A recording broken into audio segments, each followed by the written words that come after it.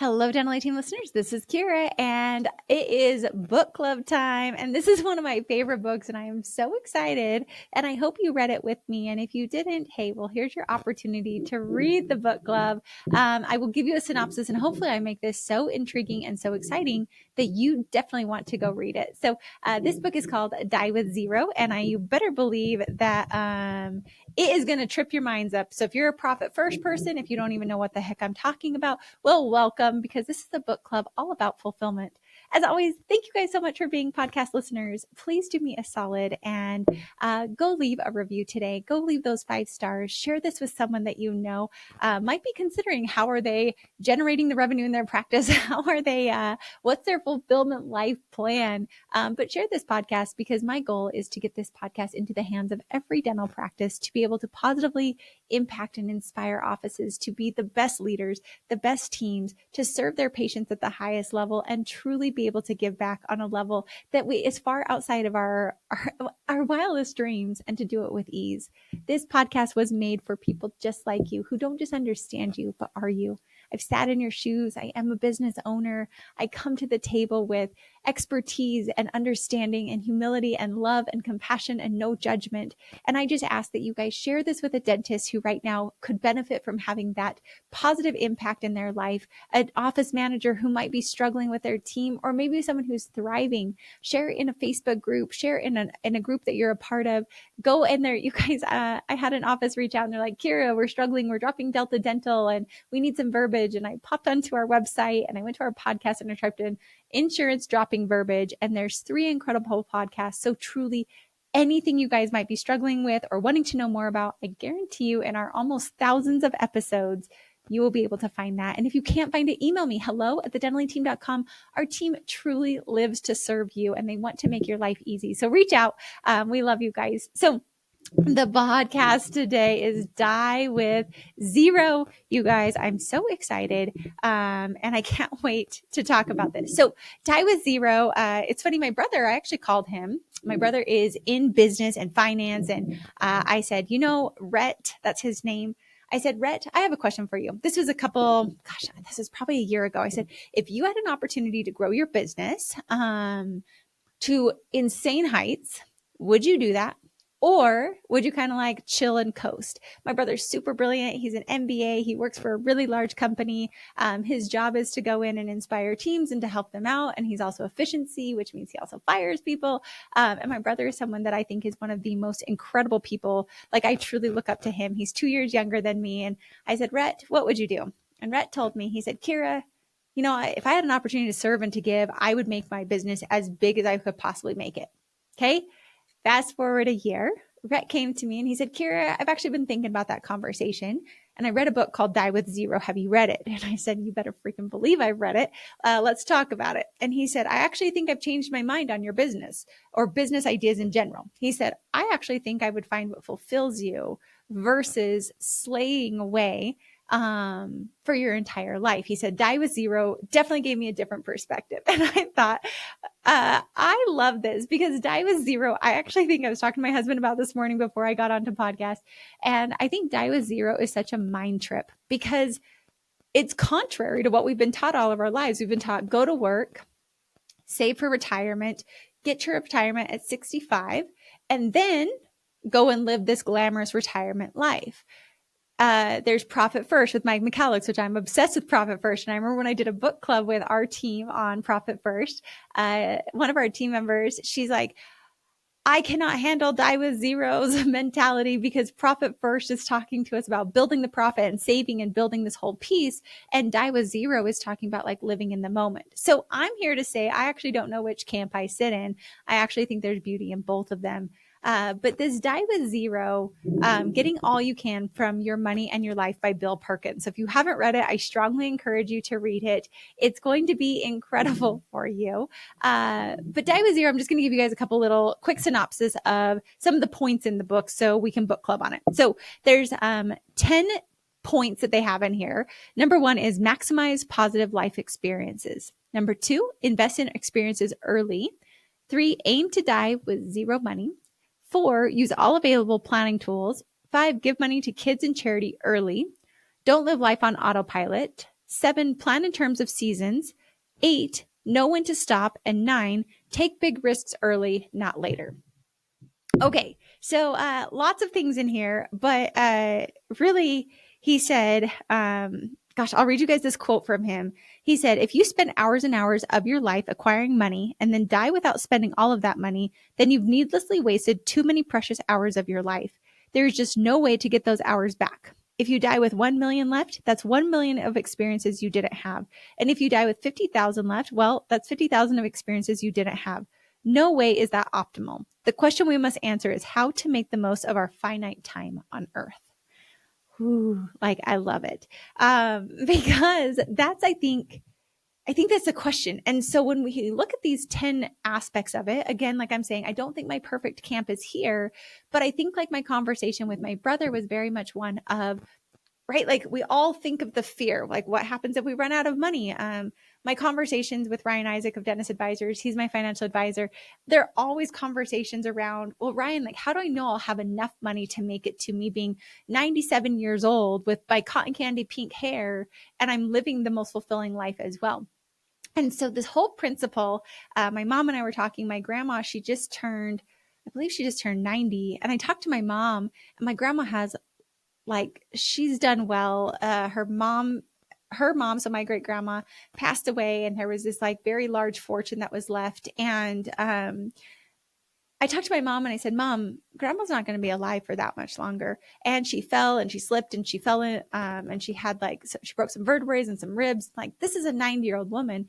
And my grandma is still so afraid of money. And this woman has more than enough money. She's definitely not going to be dying with zero. And I talked to my mom about this, because there's also this piece of like my mom, like maybe there's these like weird pieces of, then she'll get an inheritance from her mom.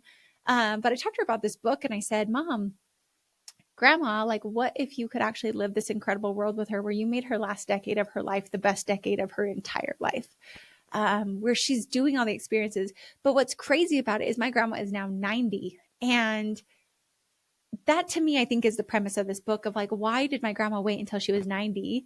And who knows if she'll even be able to do it. But in this book, I remember there was like a definition of the ideal optimal life is we want to make it to. So if I plan to pass away, I hope I make it to 100, maybe 130. But let's just say I pass away at 97, which feels a little creepy right now to me to like put a death date on me.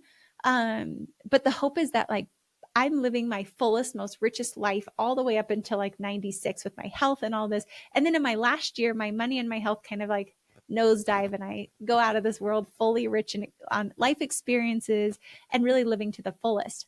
Now, my other grandma, she's my adopted grandma. And she is, I believe she just turned 96 actually. And she's been able to paint, and she goes on trips, and she hangs out with her elderly group. Her husband passed away, oh my gosh, like at least 20 years ago. But my adopted grandma, she is very vibrant, and I'm looking at her, and at 96, she's still walking up and down stairs. And yes, she's had a knee replacement, and there's some things going on with her eyes, but she paints china and has like very world-renowned china painter. She teaches, she has a kiln in her house. I wish I would have taken lessons from her when I lived with her, and I never took advantage of that. She reads, but just recently, probably within the last, 3 years, she stopped traveling. But up until then, she was traveling. And I think about her, and I have no idea where her financial state is, but I think about her and I'm like, that's the life that I want to be living, where I'm healthy and I'm taking care of my health and I'm able to do all the things that I love doing until like my last, like hopefully 6 months of my life. And then like at that point, we're gone. And that's what I think Bill Perkins' whole point in all of this book is, which is why I love it, is thinking differently of not a saving until we're out of money or saving until we're at this certain space. Because he talked about in the book of like going to Italy, maybe when we're 40, but like if we could have gone in our 20s, we're younger, we're vibrant, and we have longer time for the investment of that experience in our life rather than less time with those experiences. And talking about how, yes, we're always trying to save money, and yes, we need money to survive. I'm not here to discredit that for 1 second. But is there a balance between the amount of money that we need and the life experiences that we're able to maximize? So that's why he's saying maximize our positive life experiences. Like, are we spending money on experiences rather than just saving money? Now, this is where the mind trip is, because we still need money to be able to survive. And so how are we able to maybe accomplish both? And that's really what I think I'm obsessed with this book club. And I hope you guys are geeking on it with me. And I hope I'm challenging your beliefs as well. But he said, invest in experiences earlier because that allows you to have that longer term ROI on life experiences. Like if you were to even think back on the last 10 years of your life, what are some of the highlights? Oh gosh, like the last 10 years of my life, like I'm just going to do my 30s for you. Jason graduated pharmacy school. We have hit all 7 continents, which I'm obsessed with going to. We went to Bora Bora. We've been able to buy our first home. We've gone through IVF together. I love, love, love being able to travel with my parents. We were able to go with his parents and my parents both to Hawaii. We surprised them with a trip to Hawaii. You guys, it really did not cost me hardly anything. We took like very inexpensive flights. I bought them early, but it was one of the most incredible experiences to do that with my parents, traveling with Jason, because Jason's philosophy was, we're not going to travel until we retire. And my philosophy was, when we retire, we're going to be old and it's going to be a lot different to travel. Like I want to travel while I'm young and I can still hike up a mountain. And it's crazy because even within our 30s, my knees and my hips actually are a lot different than when they were when I turned 30. And so Jason and I, we just traveled to Tokyo. This is the life of not having children. People are like, how do you travel so much? Well, 1, traveling gives me life. And 2, I truly do believe in this, like living and having life experiences now rather than later. I remember Jason and I were in pharmacy school. I am not joking. I was making $12 an hour while we were in pharmacy school. We were at that point $65,000 in debt for his pharmacy school. We had no help from either of our parents. We didn't have scholarships. I'm making literally $12 an hour. This was not that long ago. It was 2016, 2017, 2018. I was working at the dental college, so I did get some great health benefits that way because of it. We lived close enough that we rode our bikes every single day to and from school. And Jason told me that we were too poor that we couldn't travel. And I said, excuse me, no. So I remember every month, like when the end of our bills would come, I would literally look around my house for anything that had a tag on it that we hadn't used yet that I could go return to the store to make our ends meet. Like this is Kiera Dent's real life. We did not turn the AC on. We were in Arizona. We kept our house at 80 degrees, sometimes even up to 85 degrees. We slept with the fan on at night, not the AC. We're talking, it's 117 degrees outside. And we decided to make sacrifices to be able to I think $20 to $25 a month away in my travel fund. I put it in a high yield savings account, so something like Ally, and I just started putting money away. Every single month I was like, okay, here's our expenses. This is where we can be. This is how we can cut costs, because I'm so adamant that we're going to be able to travel. And I just started putting money away, like as much money as I could put away. Anytime I got a raise, I didn't live on that raise. I literally just put that money straight into our savings account. And while we were in pharmacy school, you guys, I'm not kidding. I'm making 12. I was able to get up to 14, and I ended leaving that job at $18 an hour my last year there. But I was able to pay for me and Jason to go to Ireland. And then we also were able to go to Paris with my brother, who had just come home from his mission to Paris with my parents. Jason was a little nervous about that. But that came from me literally like disciplined, putting money into my savings account every single month, scrapping down. Like we really, I price matched. I took my little like ads from the grocery store to Walmart. Thank goodness they were price matching at that time. It was the best when our cereal was on sale. But I was so committed that even in pharmacy school, I wasn't going to go into debt for it more. So our debt was only for Jason's loans.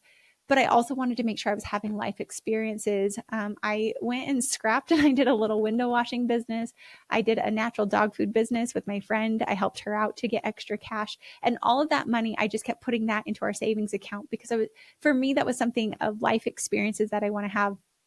I will never regret going to Ireland with Jason, and I will never regret going to Paris with my brother and my parents.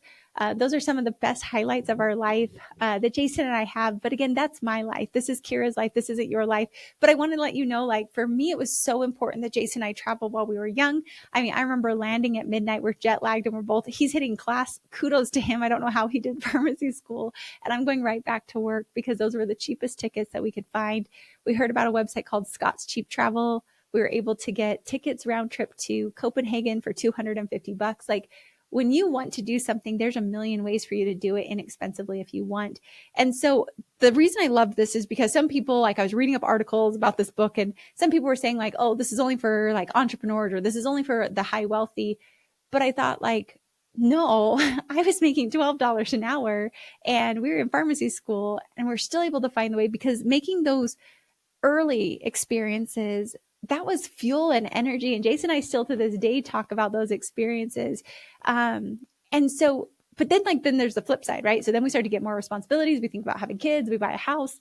And then you start to think of like, whoa, well, how much money do I need for the future? And that's what Bill Perkins talked about in here of like, when you're younger, doing some of these experiences cheaper will actually have more life experience and fuel and energy that gives you to then you don't need as much money per se during that time. And also, I mean, Jason and I, we scrapped it down. We lived on protein bars going all around Ireland. Like I will to this day never eat Special K, these like strawberry protein bars.